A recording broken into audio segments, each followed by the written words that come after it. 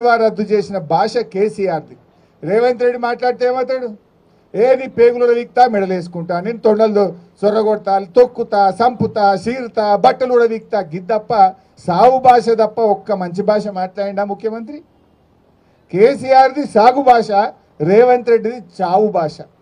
ఇంతకు మించి నువ్వు చేసింది ఏమున్నది రేవంత్ రెడ్డి అని అడుగుతా ఉన్నా.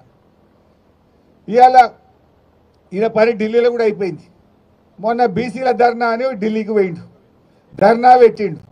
ధర్నాకు రేవంత్ రెడ్డి ఏం చెప్పిండు? నేను రాహుల్ గాంధీని తోలుకొత్తా, ప్రధానమంత్రిని ఒప్పిస్తా, పార్లమెంట్లో బిల్లు పాస్ చేపిస్తా అని మాట్లాడిండు. కానీ ఢిల్లీ దాకా పోయినాక అర్థమైంది ఏంది? ఈయన పిలిస్తే రాహుల్ గాంధీ రాలే. ఈయన ధర్నా పెడితే ఈయన పార్టీ నాయకుడు రాహుల్ గాంధీ ఢిల్లీలో ఉండి ధర్నాకు రాలే. అపాయింట్మెంట్ కూడా ఇయ్యలే. ఈయనకు రాజకీయ వాపస్ వచ్చిండు.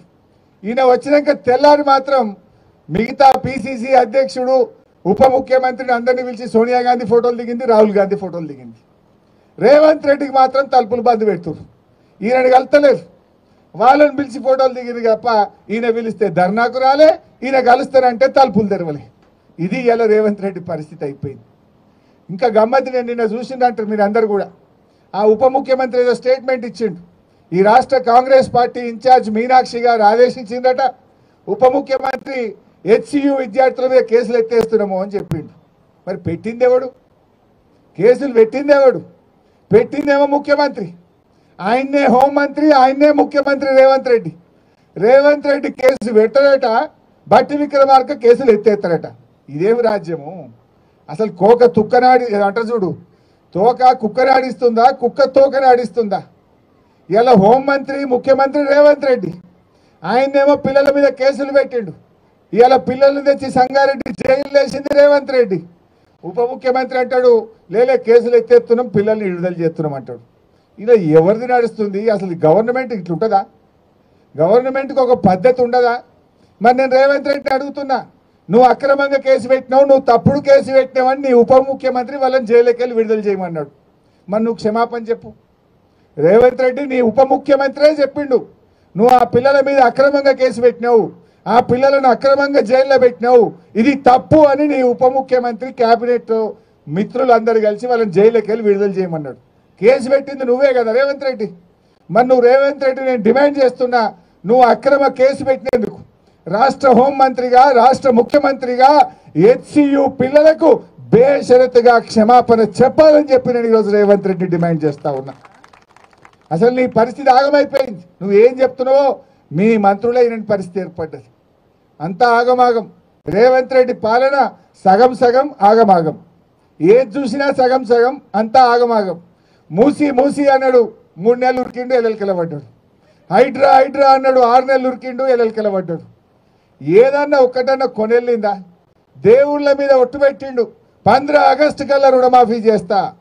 అటున్న సూర్యుడు ఇటు పొడిచిన, భూమి ఆకాశం ఒక్కటైనా 15 ఆగస్టుకు రుణమాఫీ ఆగది, మొత్తం చేస్తా అన్నాడు. చేసిండా?